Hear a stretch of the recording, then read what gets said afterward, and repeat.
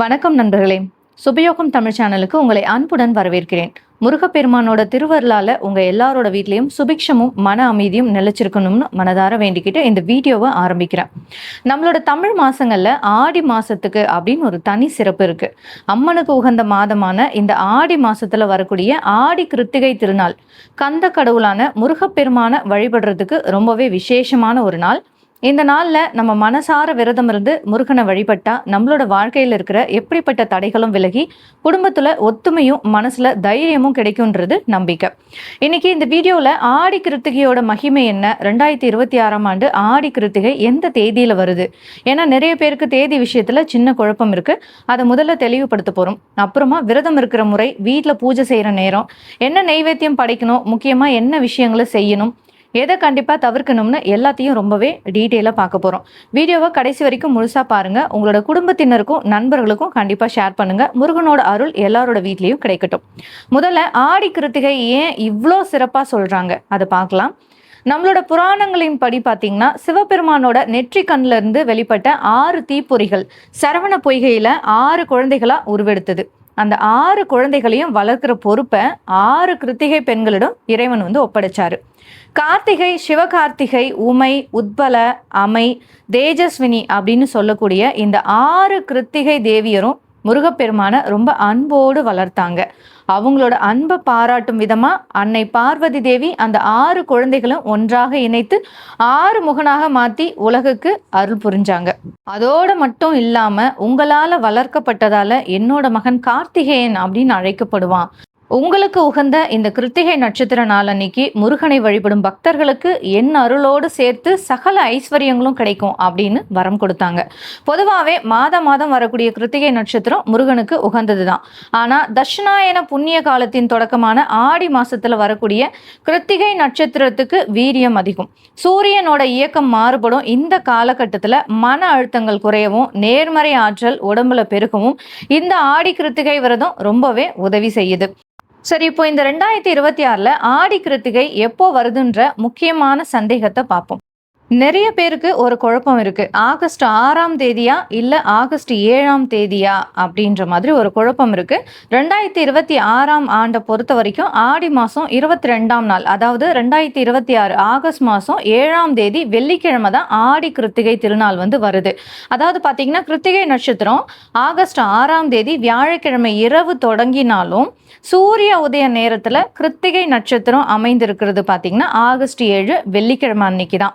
ஆன்மீக சாஸ்திரப்படி சூரிய உதயத்துல எந்த நட்சத்திரம் இருக்கிறதோ அந்த நாளையே நாம் முதன்மை விரத நாளாக எடுத்துக்கொள்ளணும்.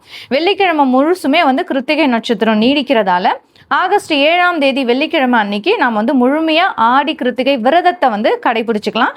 ஆனா ஆடி கிருத்திகை ஆகஸ்ட் 6ஆம் தேதி சாயந்தரமே ஆரம்பிச்சிடுது.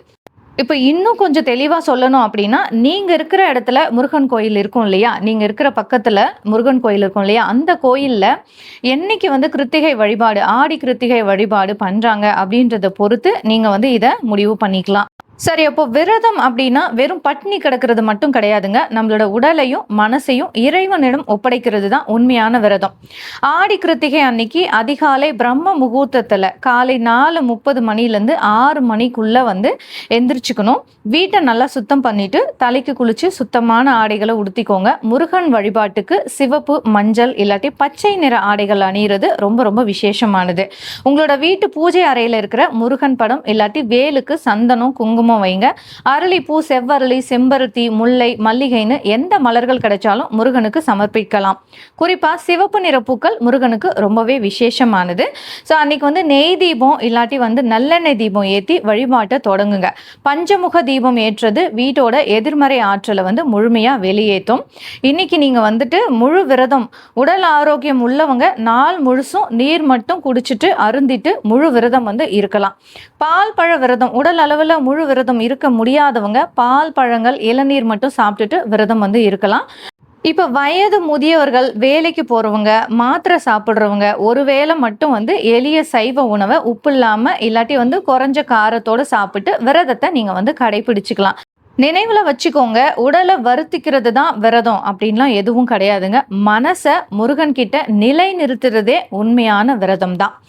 கோவில்ல தரிசனம்னு பார்த்தீங்கன்னா, மாலை வேளையில இல்லாட்டி காலையில பக்கத்துல இருக்கிற முருகன் கோவிலுக்கு போங்க. ஆடி கிருத்திகை அன்னைக்கு முருகனுக்கு காவடி எடுக்கிறது, பால்குடம் எடுக்கிறது, அலகு குத்துறதுன்னு பக்தர்கள் நேர்த்திக்கடன் செலுத்துவாங்க. நம்மளால முடிஞ்சா கோவிலுக்கு போயிட்டு வேல் தரிசனம் செஞ்சு நெய் தீபம் ஏத்தி வழிபாடு பண்ணலாம். சரி, இப்போ முருகப்பெருமானுக்கு செய்ய வேண்டிய நெய்வேத்தியம் என்னன்னு பார்க்கலாம். முருகர் ரொம்பவே எளிமையான கடவுளுங்க. அன்போட நம்ம என்ன கொடுத்தாலும் ஏத்துப்பாரு. ஆனா ஆன்மீக நூல்கள்ல முருகனுக்கு பிடிச்சதா சில உணவுகள் சொல்லப்பட்டிருக்கு. பழனி முருகனுக்கு பிரதானமானது பஞ்சாமிர்தம், வாழைப்பழம், நாட்டு சர்க்கரை, தேன், நெய், ஏலைக்காய் கலந்து நீங்களே வீட்டில் இந்த பஞ்சாமிர்தத்தை ரொம்பவே சுலபமாக செய்யலாம்.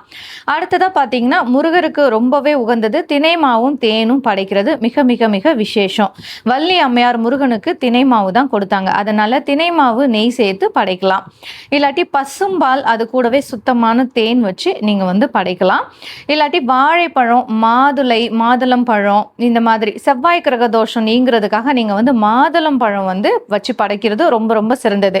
மாதுளம் பழம், திராட்சை பழம் இதெல்லாம் வச்சு அவருக்கு நெய்வேத்தியமா படைக்கலாம். கற்கண்டு சாதம் இல்லாட்டி பாயாசம் செஞ்சு வச்சு நெய்வேத்தியமா படைக்கலாம். வெற்றிலை, பாக்கு, தேங்காய், வாழைப்பழம் இது எல்லாத்தையும் வச்சு நீங்க சுவாமிக்கு நெய்வேத்தியமா படைக்கலாம். இன்னைக்கு இவ்வளோ சொல்லியிருக்கேன். இதில் உங்களால் என்ன முடியுதோ அந்த நெய்வேத்தியத்தை வச்சு சுவாமிக்கு நீங்கள் படையலிடலாம். சுவாமி மனசார உங்களோட நெய்வேத்தியத்தை ஏற்றுக்குவார்.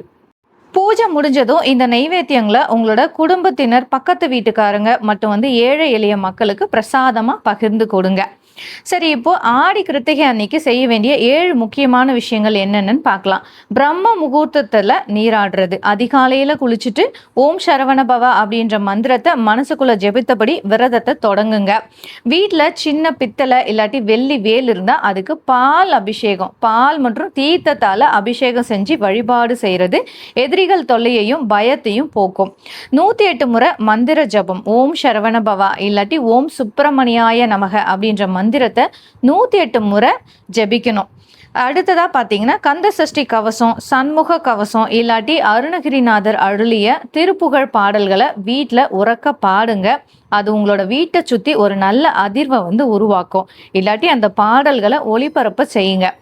அடுத்ததான் ஆடி கிருத்திகை அன்னைக்கு அன்னதானம் செய்யறது கோடான கோடி புண்ணியத்தை தரும். உங்களால் முடிஞ்ச அளவு 5 பேருக்காவது உணவு இல்லாட்டி தயிர் சாதம் வாங்கி கொடுங்க. ஆடை தானம், ஏழை எளிய மக்களுக்கு கல்வி உதவி செய்யறதும் ரொம்ப ரொம்ப சிறந்தது. 6வதா பார்த்தீங்கன்னா, ஜாதகத்துல செவ்வாய் தோஷம், திருமண தடை, கடன் பிரச்சனை இருக்கவங்க ஆடி கிருத்திகை அன்னைக்கு முருகனுக்கு சிவப்பு நிற மலர்களால அர்ச்சனை செஞ்சு துவரம் பருப்பு தானம் தரலாம். 7வதா பார்த்தீங்கன்னா, நாள் முழுசும் கோவப்படாம யார் கூடவும் சண்டை போடாம அமைதியான மனநிலையோட இறை சிந்தனையிலேயே இருக்கிறதுக்கு முயற்சி பண்ணுங்க. சரி, இன்னைக்கு நீங்க செய்யக்கூடாத விஷயங்கள்லாம் என்னென்ன அப்படின்றத பார்க்கலாம். ஆடி கிருத்திகை அன்னைக்கு கண்டிப்பா நீங்க தவிர்க்க வேண்டிய விஷயங்கள் பார்த்தீங்கன்னா, வீட்டில் அசைவம் சமைக்கவோ இல்லை வெளியில போயிட்டு சாப்பிடவோ கூடாது. வீடே சுத்தமா இருக்கணும். யாருக்கும் கெடுதல் நினைக்க கூடாது. பொய் பேசுறது, புறம் பேசுறது, கோபத்துல வார்த்தைகளை விடுறது இது எல்லாத்தையும் தவிர்த்துடணும். இந்த புனிதமான நாள்ல கடன் வாங்குறதையோ பெரிய தொகை கைமாறு செய்யறதையோ தவிர்க்கிறது ரொம்ப ரொம்ப நல்லது. தேவையில்லாத விவாதங்கள் மன அமைதியை கெடுக்கும். அதனால முடிஞ்ச வரைக்கும் மௌனமா இல்லாட்டி முருகன் சிந்தனையோடு இருக்கிறது ரொம்ப ரொம்ப நல்லது. அடுத்ததா பார்த்தீங்கன்னா, ஆன்மீக விரதத்தின் போது மது, புகையிலை இதெல்லாம் முழுமையா நீங்க தவிர்த்திடணும். யாரெல்லாம் இந்த விரதத்தை கடைபிடிக்கலாம் அப்படின்னு பார்த்தீங்கன்னா, இந்த விரதத்தை ஆண், பெண், திருமணமானவர்கள், திருமணமாகாதவர்கள் இவங்க எல்லாருமே பெரியவங்க இவங்க எல்லாருமே கடைபிடிக்கலாம். திருமண தடை உள்ளவங்க நல்ல வாழ்க்கை துணை அமையறதுக்கு விரதம் இருக்கலாம். குழந்தை பேரு வேண்டவங்க கிருத்திகை விரதம் தொடர்ச்சியா இருந்து வந்தா கார்த்திகேயனோட அருளால நல்ல அறிவாற்றல் உள்ள குழந்தை பிறக்கும் அப்படின்றது ஐதீகம். அடுத்ததான் மாணவர்கள் கல்வியில கவனம் பெறவும் ஞாபக சக்தி அதிகரிக்கவும் இந்த விரதத்தை இருக்கலாம்.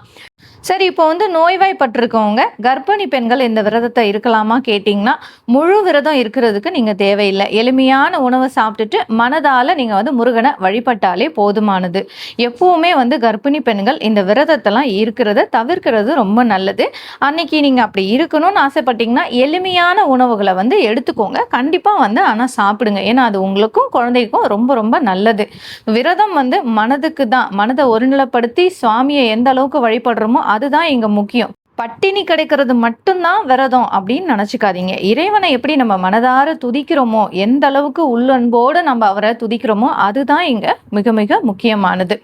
சரி, ஆடி கிருத்திகை வழிபாட்டோட மகத்தான பலன்கள் என்னன்னு பார்த்தீங்கன்னா, கடன் தொல்லை நீங்கும். முருகப்பெருமான் செவ்வாயினோட அதிபதி. கடன் சுமையால் கஷ்டப்படுறவங்க ஆடி கிருத்திகையில் முருகனை வழிபடுறதுக்கு கடன் பிரச்சனைகள் படிப்படியாக குறைய ஆரம்பிக்கும் வழிபாடு பண்ணும்போது.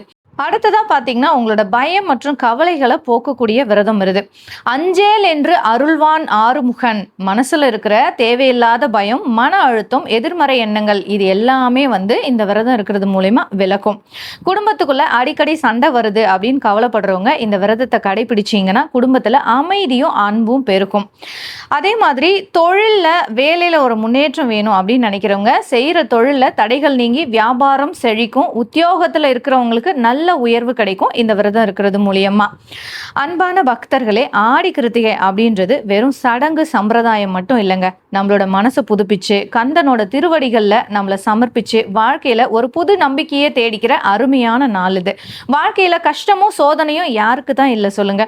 ஆனால் எனக்குன்னு ஒருத்தன் இருக்கான், அவன் என்னோட வேலாயுதன் அப்படின்ற நம்பிக்கை நமக்குள்ள வந்துட்டா எந்த கஷ்டத்தையும் நாம சுலபமா கடந்து போயிடலாம். இந்த ஆடி கிருத்திகை நாள்ல நம்ம எல்லாரும் சேர்ந்து மனசார முருகன் கிட்ட இப்படி ஒரு பிரார்த்தனையை வைப்போம். வேலவா ஆறுமுக பெருமானே, எங்கள் குடும்பத்தில் எப்போதும் அமைதியும் அன்பும் நிலவட்டும். எங்கள் வீடுகளில் நோயற்ற வாழ்வும் குறைவற்ற செல்வமும் பெருகட்டும். நாங்கள் செய்யும் நல்ல காரியங்களில் இருக்கும் தடைகள் அனைத்தையும் உன் வேலாயுதத்தால் தகர்த்தெறிஞ்சு நல்வழியை காட்டுவாய். எங்களோட பிள்ளைகளுக்கும் குடும்பத்தினருக்கும் நல்ல புத்தியையும் தைரியத்தையும் தந்தருள்வாய்.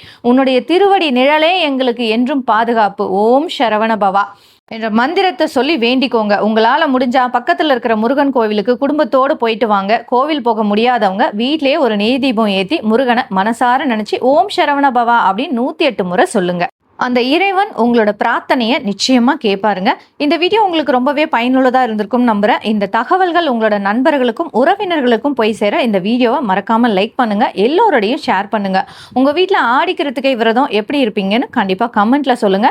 இது போன்ற மேலும் பயனுள்ள ஆன்மீக தகவல்களுக்கு நம்மளோட சுபயோகம் தமிழ் சேனலை சப்ஸ்கிரைப் பண்ணிட்டு பக்கத்தில் இருக்க பெல் ஐக்கானையும் கிளிக் பண்ணி உங்களோட சப்போர்ட்டை கொடுங்க. முருகப்பெருமானோட திருவருள் உங்களோட இல்லங்களிலும் உள்ளங்களிலும் என்றும் நிறைந்திருக்க வாழ்த்தி விடைபெறுகிறேன். ஓம் சரவண பவா. வெற்றிவேல் முருகனுக்கு அரோகரா.